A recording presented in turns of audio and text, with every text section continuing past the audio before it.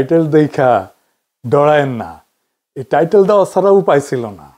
আমরা ভাবতেছি দেশের কি হবে, সবাই ভাবতেছেন না কি আসতেছে সামনে, ইলেকশন হবে কিনা, আওয়ামী লীগ আবার ফিরে আসবে কিনা, হাসিনা ফিরে আসবে কিনা, আপা ফিরবে কিনা। কিন্তু এর চাইতে জরুরি প্রশ্ন হইতেছে, আমি আপনি বেঁচে থাকবো তো, আমাদের সন্তানেরা বেঁচে থাকবে তো? হাসিনা তো আমাদের সন্তানদের পাখির মতো গুলি করে মারছে, কিন্তু আজকের সরকারও মারতেছে আমাদের আর আমাদের সন্তানদের। তবে ধীরে আসেন একটু বিস্তারিত বুঝে দেখি। আলাপ শুরুর আগে একটু গৌরচন্দ্রিকা করে নিই। আমি বাংলাদেশের মানুষের অনেক বাস্তব সংকট মোকাবেলার জন্য বেশ কিছু সমাধানের পথ বাতলাই দিছিলাম। চাইলে প্রফেসর ইউনূসের সরকার অনেকগুলোই বাস্তবায়ন করতে পারতো, করে নাই। আজকে আমি এমন একটা ইস্যু নিয়ে কথা বলবো যার ভুক্তভোগী আমরা সবাই, আমি আপনি সবাই। আর এই সমস্যা আমাদের স্বাস্থ্য, আমাদের জীবনী শক্তি, আমাদের জাতির প্রোডাক্টিভিটি, উৎপাদনশীলতা একেবারে নিঃশেষ করে দিচ্ছে। আমরা যেন একবারে দাঁড়াইতে না পারি সেই ব্যবস্থা করতেছে। কি এটা? এটা হইতেছে বিষাক্ত খাদ্য। শুধু মানুষের খাদ্য না, পশু প্রাণীর খাদ্যও বিষাক্ত। আর সেইগুলো শেষ পর্যন্ত আমাদের শরীরে ঢুকতেছে। বাংলাদেশে যে পরিমাণে খাবারে ভেজাল, সেটা সম্ভবত পৃথিবীর শীর্ষে। কোন খাবারে ভেজাল নাই? দুধ বলেন, শাকসবজি বলেন, ফল, মশলা, আচার, আইসক্রিম, মাছ, কোনটা না? প্রত্যেক দিন আমরা নিজেরা বিষ খাই, সন্তানদের মুখে বিষ তুলে দিই। রেস্টুরেন্টে যে রান্না হয় সেটাও পচা। বাংলাদেশ সম্ভবত একমাত্র দেশ যে দেশে 5 স্টার হোটেলে খাইলেও পেট খারাপ হয়। ব্যানে ভ্যানে করছি না।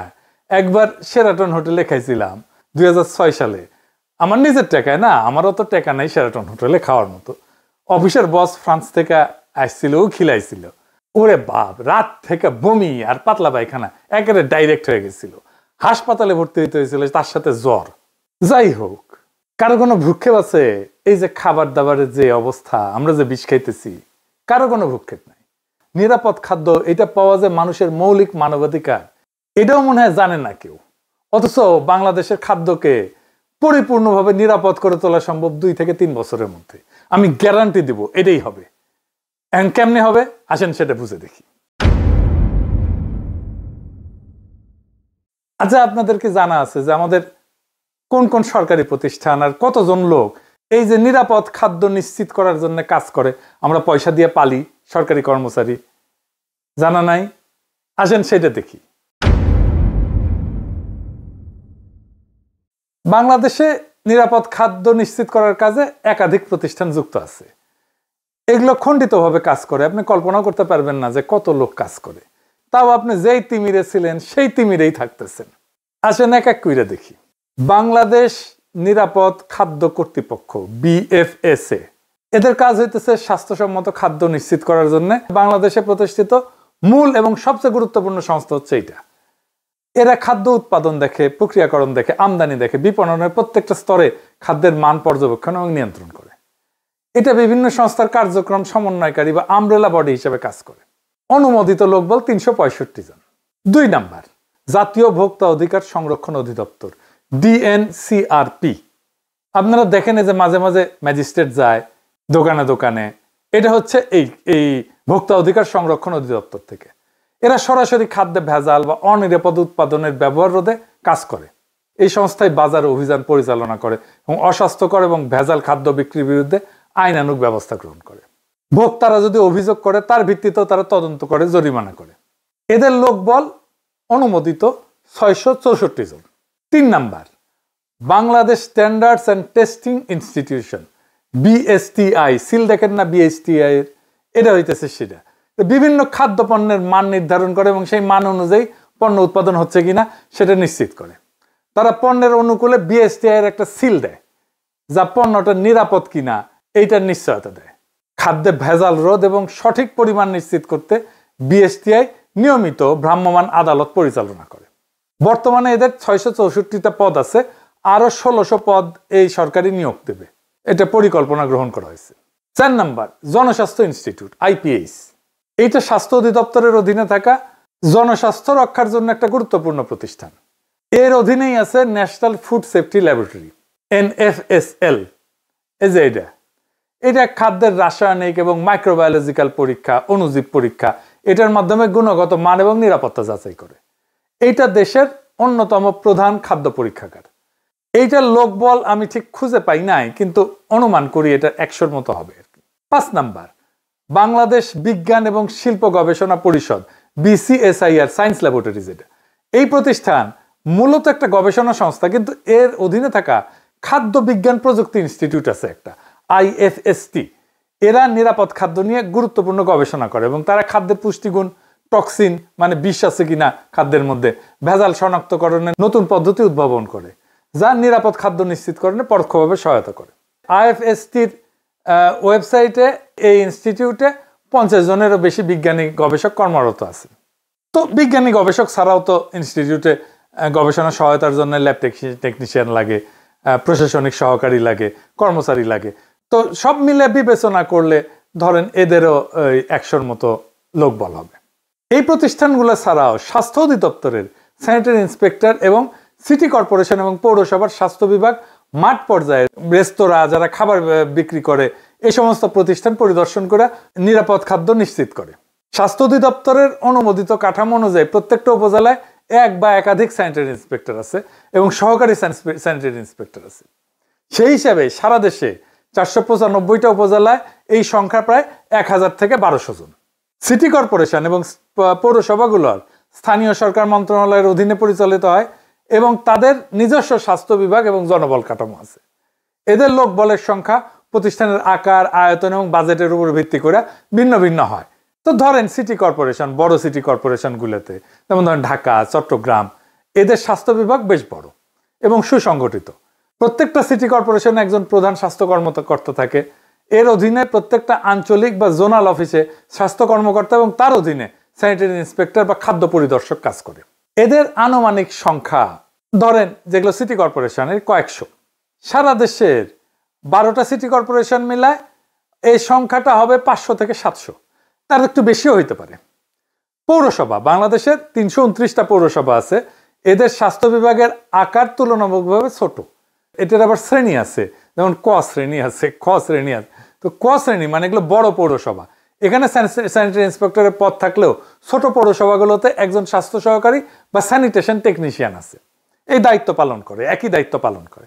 আনুমানিক সংখ্যা, এই সংখ্যাটা আমি কোথাও খুঁজে পাইনি, আনুমানিক সংখ্যা প্রত্যেক পৌরসভায় যদি গড়ে 2 থেকে 3 জন করে ধরি, তাহলে সারা দেশে পৌরসভাগুলোতে এই সংখ্যা 600 থেকে 900-র মতো হবে আর কি। বিভিন্ন সরকারি সংস্থাগুলোর অনুমোদিত এবং আনুমানিক লোকবল যোগ করলে প্রায় 4500-এর মতো হয়। এইবার বলেন 4500 লোক আপনার নিরাপদ খাদ্য নিশ্চিত করতে কাজ করতেছে, পারতেছে কি? পারতেছে না। কিছু পারতেছে? কিচ্ছু পারতেছে না। আচ্ছা, আমরা আশেপাশের কিছু পরিসংখ্যান দেখি, মানে ধরেন আশেপাশের দেশ, ধরেন ইন্ডিয়ারটাই দেখি। আসেন ইন্ডিয়ারটা একটু দেখি, আমরা মিলাই দেখবো বাংলাদেশের সাথে। ইন্ডিয়ায় ঠিক একই কাজ কতজন করে জানেন? 27500 জন। বাংলাদেশে জনসংখ্যা তো প্রায় 17 কোটি। তো মোট লোকবল হচ্ছে 4500-এর মতো। প্রায় প্রত্যেক 39,000 জনের জন্য একজন পরিদর্শক। ইন্ডিয়ার জনসংখ্যা 140 কোটি, লোকবল আছে প্রায় 25,000 ধরলাম আর কি, 25 থেকে 30,000 ধরলাম, 27,500 গড়ে। তো তাইলে প্রত্যেক 51,000 জন মানুষের জন্য একজন পরিদর্শক। তাইলে আমাদের লোকবল ইন্ডিয়ার চাইতে বেশি। তাইলে ইন্ডিয়ার চাইতে কি খাদ্য আমাদের দেশে বেশি নিরাপদ? আসেন সেটা দেখি। ইন্ডিয়া একটা গবেষণা হয়েছিল এবং পাওয়া গেছে যে 42% খাবারে ভেজাল পাওয়া গেছে। তার মানে 58% খাবার ভালো। আমাদের দেশে ভেজাল কত? 76% খাবারে ভেজাল, মানে 24% খাবার ভালো। তাহলে আমাদের এই 4500 লোক বল কি বাল ফেলাইতেছে? কিচ্ছু না। অন্তত ইন্ডিয়া স্ট্যান্ডার্ড তো মেনটেন করবে। কি ভয়াবহ অবস্থা বিরাজ করতেছে দেখেন। তাহলে এখান থেকে উত্তরণের পথ কি? আচ্ছা, এবার আলাপে যাওয়ার আগে আরেকটা তথ্য দেখে নি। আমেরিকাতে কতজন কাজ করে নিরাপদ খাদ্য নিয়ে কাজ করতে? 5,500। যুক্তরাষ্ট্রে জনসংখ্যার হিসাবে প্রত্যেক 61,000 জনে একজন খাদ্য পরিদর্শক কাজ করে, একজন খাদ্যকর্মী। মানে আমরা আমেরিকার চাইতে বেশি লোক নিয়ে আমরা কিছুই করতে পারতেছি? কিছুই করে না এরা, হয় জানে না অথবা কাজ করে না, বসে থাকে, খালি বেতন গুনে। তাইলে এগুলোর পাবলিকের ট্যাক্সের টাকায় পাইলে লাভ আছে? নাই। সরকারের কি কোনো মাথা ব্যথা আছে? নাই। যেভাবে চলতেছে, কেউ প্রশ্ন করে না। এটা নিয়ে যে কাজ করতে হবে সেটাও কেউ বলে না। তাইলে এখন আমাদের কি করতে হবে? এই যে জটিল অবস্থা, এই জটিল অবস্থা সামলানোর মতো প্রতিষ্ঠান আমাদের নাই। একটা প্রতিষ্ঠান আছে যেটা মোটামুটি ভালো কাজ করে, সেটা হইতেছে ড্রাগ অ্যাডমিনিস্ট্রেশন। ড্রাগ অ্যাডমিনিস্ট্রেশনকেই আমাদের মূল ইনস্টিটিউট করে সবগুলো খুচরা খাচরি যেগুলো বিভিন্ন জায়গায় ছড়াই ছিটা আছে সবগুলোকে ড্রাগ অ্যাডমিনিস্ট্রেশনের আন্ডারে আনতে হবে এবং আমাদের নাম দিতে হবে আমেরিকার মতো ফুড অ্যান্ড ড্রাগ অ্যাডমিনিস্ট্রেশন। খাদ্য এবং ওষুধের অ্যাডমিনিস্ট্রেশন, এদের এক্সপার্টাইজ আছে, দক্ষ লোক, এরা জানে কিভাবে ওষুধের মান নিয়ন্ত্রণ করতে হয় এবং এরাই পারবে খাদ্যেরও মান নিয়ন্ত্রণ করতে। তো যুক্তরাষ্ট্রে FDA কি করে আসেন একটু বুঝে দেখি। 1 নাম্বার, খাদ্য নিরাপত্তা এটা নিশ্চিত করে, ওষুধ নিয়ন্ত্রণ করে, চিকিৎসা যন্ত্রপাতি মেডিকেল ডিভাইস এটা নিয়ন্ত্রণ করে, ভ্যাকসিন এবং বায়োলজিক্স আরেক ধরনের ওষুধ সেটা নিয়ন্ত্রণ করে, তামাক নিয়ন্ত্রণ করে এবং কসমেটিক্স এবং সাপ্লিমেন্টস নিয়ন্ত্রণ করে। সাপ্লিমেন্টস মানে যে ভিটামিন টিটামিন এই সমস্ত, প্রোবায়োটিক ইত্যাদি ইত্যাদি। বাংলাদেশে FDA ধাঁচের একটি শক্তিশালী দপ্তর করতে হইলে জনবল ধাপে ধাপে বাড়ানো বাস্তবসম্মত। প্রথম ধাপে আমাদের যা লোক আছে সবগুলোকে একসাথে নিয়ে এসে এটার আন্ডারে রাখতে হবে এবং ফুড অ্যান্ড ড্রাগ অ্যাডমিনিস্ট্রেশন এটা স্বাস্থ্য মন্ত্রণালয় থেকে বাইর করে নিয়ে এসে এটাকে একটা স্ট্যাটিউটরি বডি করতে হবে। এইটা থাকবে প্রাইম মিনিস্টারের কার্যালয়ের অধীনে। এইখানে আমার হিসাবে মোটামুটি 10,000 লোক বল যদি আমরা দিতে পারি, 10 থেকে 11,000, তাইলে এটা খুবই ভালো কাজ করবে, একদম আমেরিকান স্ট্যান্ডার্ডে কাজ করতে পারবে। তাইলে যে সমস্ত খণ্ডভাবে খাদ্য এবং ওষুধ নিয়ন্ত্রণে বিভিন্ন সংস্থা আছে সেটাকে একটা ছাতার নিচে আনতে হবে। প্রথম ধাপে ডিরেক্টর ড্রাগ অ্যাডমিনিস্ট্রেশন DGDA এবং BFSA যেটা নিরাপদ খাদ্য কর্তৃপক্ষ, এই দুটোকে একীভূত করতে হবে, কারণ এই দুই প্রতিষ্ঠানই যথাক্রমে ওষুধ এবং খাদ্যের মূল নিয়ন্ত্রক। এরপর ধাপে ধাপে Bangladesh standards and testing institution BSTI এর পরীক্ষাগার, তার ক্ষমতা, এর মান নির্ধারণের অংশ এটা যুক্ত করা যেতে পারে, ভোক্তা অধিকার সংরক্ষণ অধিদপ্তর এটা যুক্ত করা যেতে পারে, বাজার নজরদারির অংশটা, তাহলে মাঠ পর্যায়ের কার্যক্রম শক্তিশালী হবে। তামাক নিয়ন্ত্রণ সেল এটা স্বাস্থ্য মন্ত্রণালয়েও আছে এবং শিল্প ও বাণিজ্য মন্ত্রণালয়েও আছে। তো এইটা দুই জায়গা থেকে আলাদা করে এই FDA এর আন্ডারে দিতে হবে। আর কসমেটিক্স, আমি জানি না কসমেটিক্স কেউ দেখে কিনা, কসমেটিক্স এবং সাপ্লিমেন্টস নিয়ন্ত্রণের জন্য DGDA এবং BSTI থেকে নতুন দপ্তরে স্থানান্তর করলে পুরা খাত একটা ছাতার নিচে চলে আসবে। এইভাবে ধাপে ধাপে আগাইলে বিচ্ছিন্ন সংস্থাগুলো একীভূত হয়ে একটা পূর্ণাঙ্গ food and drug administration of Bangladesh গড়ে উঠবে।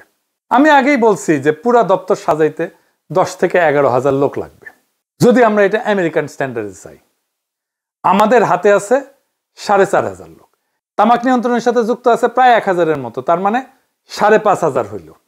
আর ড্রাগ অ্যাডমিনিস্ট্রেশনে প্রায় 1100 লোক আছে, তার মানে 6,600 লোক আমার কাছে এখনই রেডি, আমরা তাদেরকে বেতন দিই। এই জনবল আমার এখনই আছে। তো কোন দপ্তর কিভাবে কোথায় যাবে তার একটা খসড়া করছি এইভাবে। এইটা সাহেব এটা একটু পাশে দেখান, আমি বলতেছি। প্রথমে আসবে ওষুধ প্রশাসন অধিদপ্তর DGDA, এইখান থেকে ওষুধ নিয়ন্ত্রণ হবে, মেডিকেল ডিভাইস ভ্যাকসিনের নিবন্ধন হবে, মান নিয়ন্ত্রণ হবে, কসমেটিক্স এবং সাপ্লিমেন্ট সংক্রান্ত সব দায়িত্ব সরাসরি ফুড অ্যান্ড ড্রাগ অ্যাডমিনিস্ট্রেশন বাংলাদেশে চলে আসবে। এরপরে যুক্ত হবে বাংলাদেশ নিরাপদ খাদ্য কর্তৃপক্ষ BFSA, খাদ্য নিরাপত্তা আইন, নীতি, ফিল্ড পর্যায়ের সমস্ত তদারকির ক্ষমতা ফুড অ্যান্ড ড্রাগ অ্যাডমিনিস্ট্রেশন বাংলাদেশের খাদ্য নিরাপত্তা বিভাগে স্থানান্তরিত হবে। BSTI থেকে খাদ্য এবং কসমেটিক্সের মান নির্ধারণ হবে এবং পরীক্ষাগার কার্যক্রমের একটা অংশ যুক্ত হবে। স্থানীয় সরকার প্রতিষ্ঠান যেমন সিটি কর্পোরেশন, পৌরসভা, যাদের ভ্রাম্যমাণ আদালত এবং স্যানিটারি ভেটেরিনারি ইন্সপেকশন ক্ষমতা আছে, তারা সমন্বিত হয়ে ফুড অ্যান্ড ড্রাগ অ্যাডমিনিস্ট্রেশনের খাদ্য নিরাপত্তা বিভাগ এবং ভোক্তা অধিকার সেলের সঙ্গে কাজ করবে, তাদেরকেই রিপোর্ট করবে। স্বাস্থ্য অধিদপ্তর এবং রোগ নিয়ন্ত্রণ যেটা IEDCR, এইখান থেকে ভ্যাকসিন এবং বায়োলজিক্সের মান নিয়ন্ত্রণ এবং গবেষণা অংশ যুক্ত করতে হবে। ভোক্তা অধিকার সংরক্ষণ অধিদপ্তর মানে DNCRP, এটার বাজার নজরদারির একটা অংশ যুক্ত হবে যাতে খাদ্য এবং ওষুধ সংক্রান্ত প্রতারণা প্রতিরোধে food and drug administration Bangladesh কার্যকরভাবে ভূমিকা রাখতে পারে। সবশেষে স্বাস্থ্য মন্ত্রণালয়ের তামাক নিয়ন্ত্রণ সেল এবং শিল্প ও বাণিজ্য মন্ত্রণালয়ের তামাক উৎপাদন এবং বিপণন অনুমতির ক্ষমতা একত্রিত হয়ে ফুড অ্যান্ড ড্রাগ অ্যাডমিনিস্ট্রেশন বাংলাদেশের তামাক নিয়ন্ত্রণ বিভাগ গঠন করবে। এইভাবে ডিজিডিএ থেকে ওষুধ, বিএফএসএ থেকে খাদ্য, বিএসটিআই থেকে মান নিয়ন্ত্রণ, স্থানীয় সরকার থেকে ফিল্ড ইন্সপেকশন, ডিজিডিএস থেকে এবং আইডিএস থেকে ভ্যাকসিন, ডিএনসিআরপি থেকে বাজার তদারকি এবং টোবাকো সেল থেকে তামাক নিয়ন্ত্রণ সব একত্রিত হয়ে একটা পূর্ণাঙ্গ food and drug administration of Bangladesh গড়ে উঠবে। বিষমুক্ত খাদ্য মানে শুধু স্বাস্থ্য না, এটা আমাদের অধিকার, এটা আমাদের ভবিষ্যৎ। আমরা চাই দুধে বিষ না, বিশুদ্ধতা। আমরা চাই শাকে রাসায়নিক না, প্রাণের গন্ধ। আমরা চাই রেস্টুরেন্টে ভোজ, হাসপাতালের শয্যা না। আজ সময় আসছে, আমরা বলবো একসাথে, আমরা নিরাপদ খাদ্য চাই, এখনই চাই, আজই চাই। এই দাবিই আমাদের শক্তি, এই দাবিই আমাদের বাঁচার শপথ। যেদিন ভেজাল মুক্ত খাদ্য হবে সবার অধিকার, সেদিনই জন্ম নেবে একটা শক্তিশালী, সুস্থ, অদম্য বাংলাদেশ। ইনকিলাব জিন্দাবাদ।